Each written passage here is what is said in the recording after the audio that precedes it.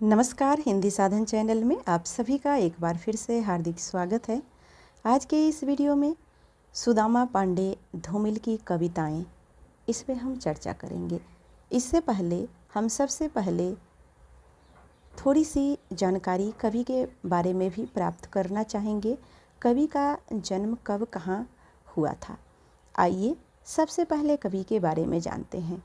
सुदामा पांडे धूमिल का जन्म 9 जनवरी 1936 को वाराणसी के निकट खेलवी गांव में हुआ था और इनका निधन 10 फरवरी 1975 ईस्वी को हुआ था। इनके पिता का नाम शिवनारायण पांडे था, जो पेशे से एक मुनीम थे। माता रजवंती देवी थी। धूमिल का बचपन संघर्षमय रहा। 12 वर्ष की अवस्था में उनका विवाह मूरत देवी से हुआ। धूमिल गांव के पहले व्यक्ति थे जिन्होंने हाई स्कूल पास किए थे। आर्थिक दबाव के कारण वे अपनी पढ़ाई जारी नहीं रख सके, लेकिन उन्होंने स्वाध्याय और पुस्तकालय जाना नहीं छोड़ा। रोजगार की तलाश धूमिल को कलकत्ता ले आई। कोलकाता में उन्होंने मजदूर के रूप में लोहा ढोने का काम किया। उनके जो मित्र थे तारकनाथ पांडे, वे उन्हें किसी लकड़ी के कंपनी में नौकरी दिलवा दिए और वहीं पर वे 1.5 साल तक नौकरी किए। इसके बाद वे अस्वस्थ हो गए तो उन्होंने पुनः अपने घर वापस लौट जाने का फैसला किया।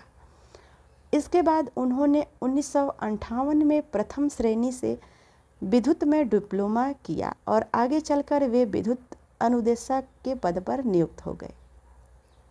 अब हम चर्चा करेंगे सुदामा पांडे धूमिल के काव्य संग्रह पर। संसद से सड़क तक इनका काव्य संग्रह है, जिसका प्रकाशन स्वयं धूमिल ने किया था। कल सुनना मुझे, जिसके संपादक राजशेखर थे। धूमिल की कविताएं, जिसके संपादक डॉक्टर सुखदेव थे। सुदामा पांडे का प्रजातंत्र, जिसके संपादक रत्नशंकर धूमिल के पुत्र थे। इनकी कविताएं मोचीराम, 20 साल बाद, पटकथा, रोटी और संसद, लोहे का स्वाद, सुदामा पांडे धूमिल को उनकी प्रसिद्ध काव्य कल सुनना मुझे के लिए 1979 में साहित्य अकादमी पुरस्कार से सम्मानित किया गया। यह पुरस्कार उनको मरणोपरांत दिया गया था। इनकी कविता है नक्सलवारी। धूमिल की यह कविता उनके पहले काव्य संग्रह संसद से सड़क तक में प्रकाशित है। संग्रह से पहले 1967 में यह बनारस से निकलने वाली पत्रिका आमुख में यह कविता छपी थी। यही साल नक्सलवारी विद्रोह का साल था और उस समय किसी स्थापित पत्रिका में इस कविता का प्रकाशित होना लगभग असंभव था। भारत की राजनीति में नक्सलवारी की विस्फोटक हैसियत तब भी थी। आधुनिक कविता के इतिहास में धूमिल साठोत्तरी अराजकता विद्रोह से आगे बढ़कर सुसंगत विपक्ष की ओर संक्रमण का प्रतिनिधित्व सबसे बेहतर तरीके से करते हैं।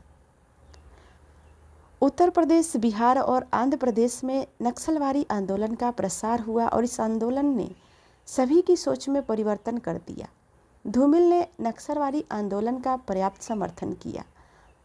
उनके काव्य में तत्कालीन राजनीति के प्रति काफ़ी असंतोष देखने को मिलता है।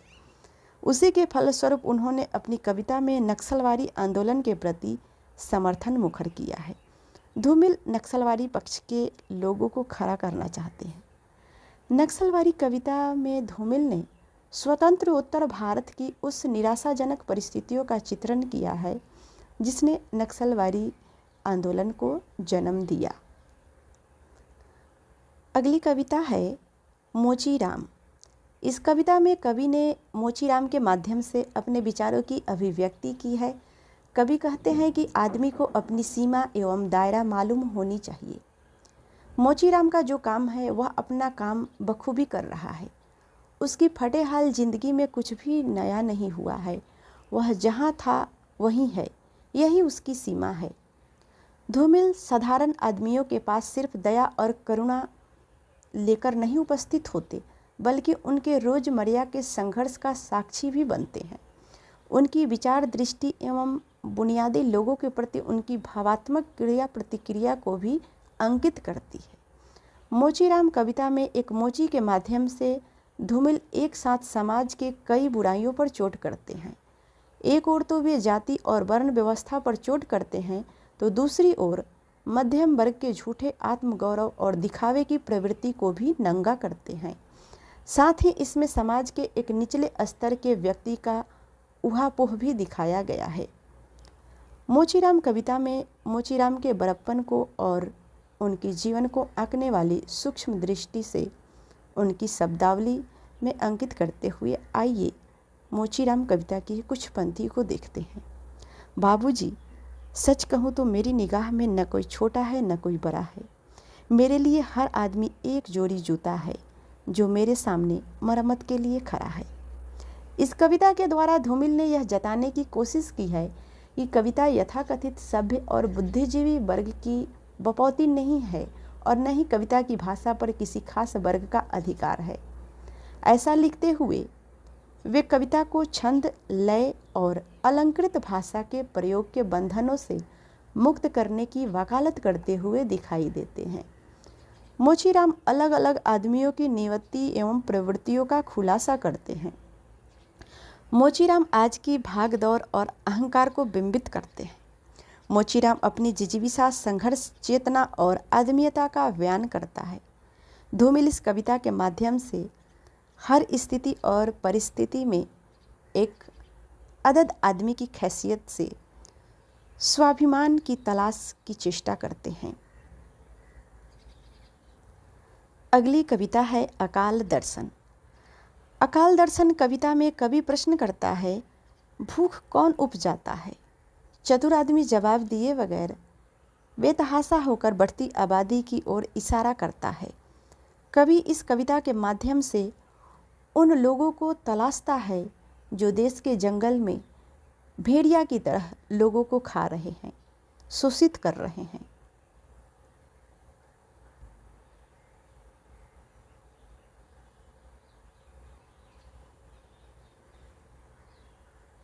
अगली कविता है रोटी और संसद।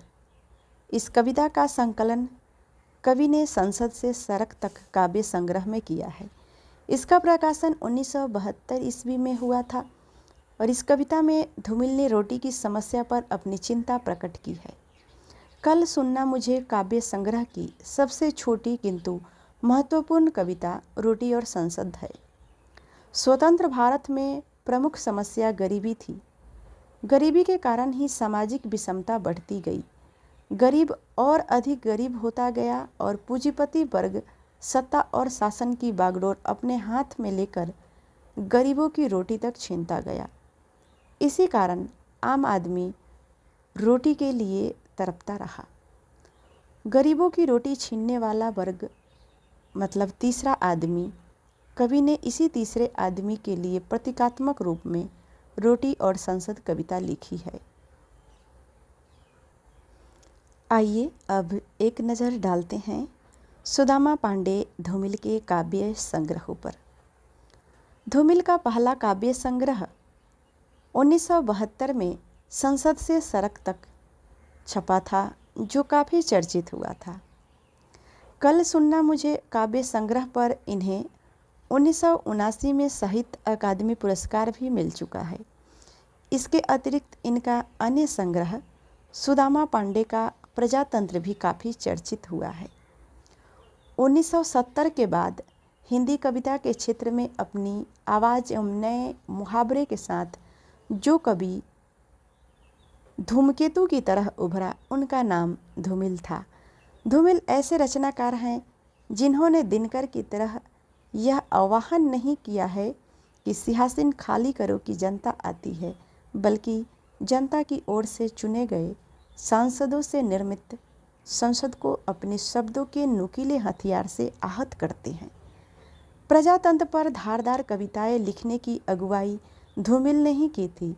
देश की हालत ही यह है कि हिंदुस्तान के नक्शे पर गाय ने गोबर कर दिया है। झंडे को ही प्रतीक बनाकर धूमिल सवाल करते हैं, क्या आज़ादी सिर्फ 3 थके हुए रंगों का नाम है? आइए धूमिल की कविता रोटी और संसद पे कुछ पंक्तियों को हम देखेंगे। एक आदमी रोटी बेलता है, एक आदमी रोटी खाता है, एक तीसरा आदमी भी है जो न रोटी बेलता है न रोटी खाता है, वह सिर्फ रोटी से खेलता है। मैं पूछता हूँ, यह तीसरा आदमी कौन है? मेरे देश की संसद मौन है। इस प्रकार से कवि की जो कविताएं हैं वो बेहद ही सहज भाषा में, इसमें किसी छंद अलंकार की इन्होंने कोई साज सजावट को नहीं लिया है। कवि ने आम बोलचाल की भाषा में जनता की आवाज़ को अपनी कविता के माध्यम से चित्रित किया है।